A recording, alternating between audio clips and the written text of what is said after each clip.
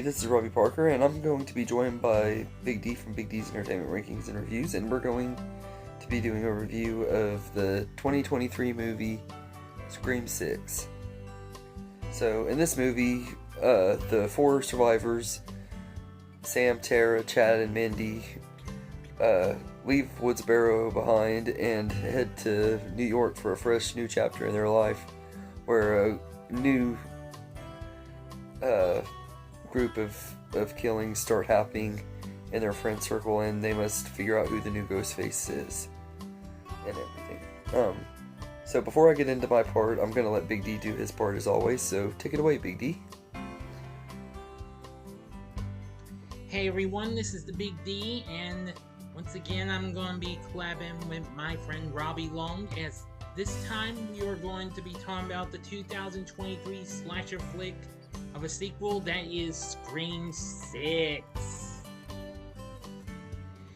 The film brings back most of the cast from the previous film and previous installments. That includes Melissa Barrera, Jasmine Savoy Brown, Mason Gooding, Roger L. Jackson, once again voicing Ghostface, Jenna Ortega, Ski Ulrich, Ian Pantier, and Courtney Cox.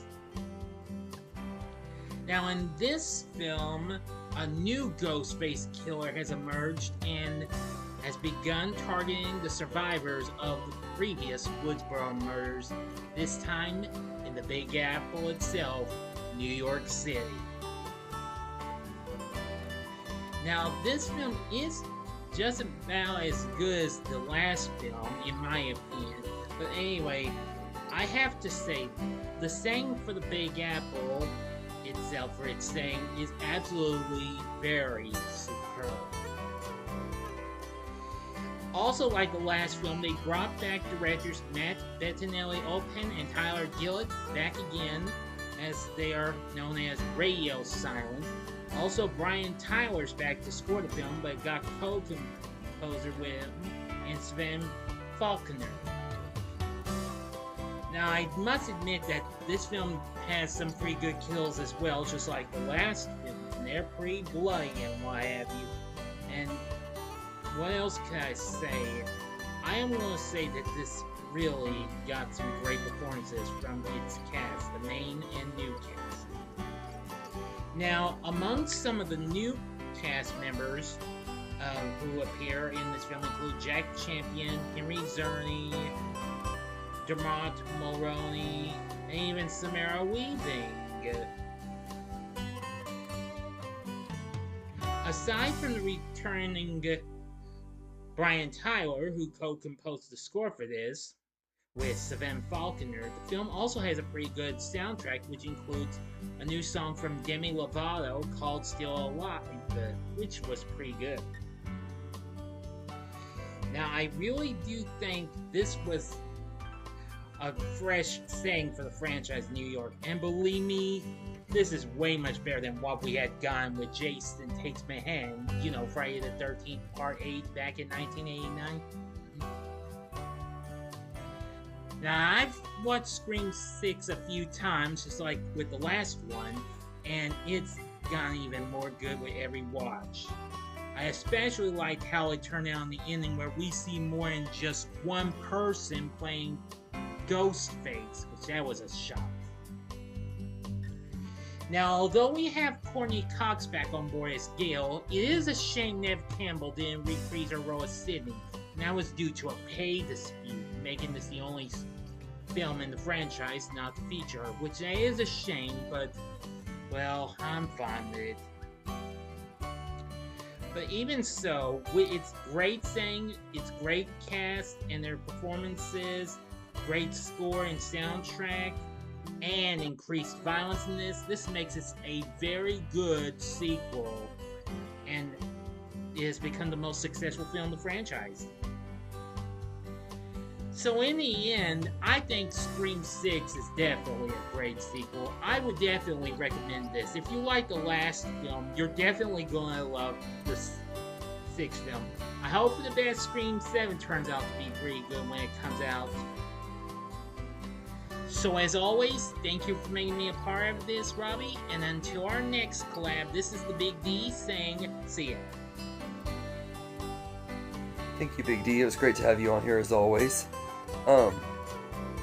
So, I really enjoyed this movie quite a bit. The movie taking place in New York City is great, and it gives the franchise a great, refreshing new setting and everything. I absolutely love it. Like the first Scream was set in Woodsboro, Scream 4 and 5 were, and everything. So it was nice to take the franchise out of Woodsboro again. Like the 2 and 3 were set in different places, and while I didn't really like the Hollywood setting in 3, I did like the setting in Scream 2 and everything, and I really like the New York setting in this one. I think it's awesome, and also maybe it's just because New York is a place I've always wanted to go to, and I've always kind of had an obsession with going to New York City and everything, just to visit and everything, but I just find it a fascinating place that I've always wanted to go to, mostly because of growing up watching Spider-Man and Home Alone 2. But Ghostface is brutal in here. Like, this is the most brutal Ghostface has ever been and everything. And I will say that the reveals and stuff are pretty cool in here, and I'll get to that in a minute. But I gotta say, this is the most brutal Ghostface has been since Scream 2 for sure, and it's easily the most brutal he's ever been. The returning cast are once again great, and their chemistry is possibly even better than in the first movie. Or the last movie, I mean. The new returning characters, I mean, the new characters from Scream 5, they're all once again great. Les Barrera, Jenna Ortega, Mason Gooding, and Jasmine Savoy Brown are all just excellent in their roles, and they make up what they call themselves in the movie is the Core 4, and they're just perfect. That's a perfect name for them. As far as the Ghostface reveals go this time, I really liked their reveals and stuff. You got Dermot Mulroney as Detective Bailey, who we find out is Richie's father and stuff, and then the other two Ghostface.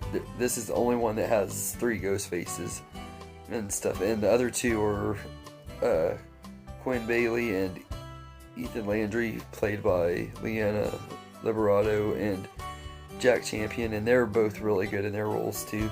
But I will say that they are the most forgettable ghost faces as well. Aside from Detective Bailey, the ghost faces are really forgettable in this one.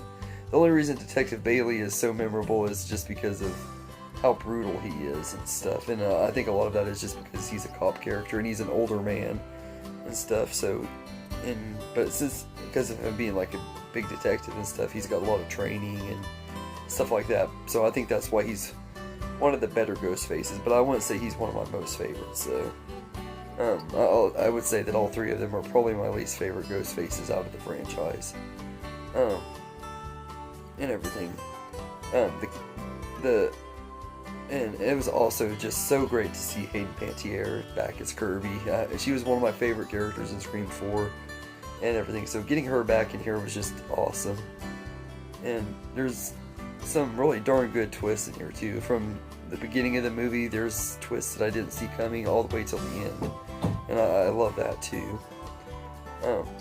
As far as negatives go, I did find the killer reveal and motivations to be really predictable and stuff. I knew when they announced this movie that who the killer was going to be, that it was going to be a relative of Richie's. I didn't expect it to be 3 relatives, so there was a twist in there, but I did expect it to be someone related to Richie and stuff. I just knew they were going to play some of the same cards that they played in Scream 2 in this one. That's how legacy sequels go and stuff. So, playing by the rules of a legacy sequel, you expect that.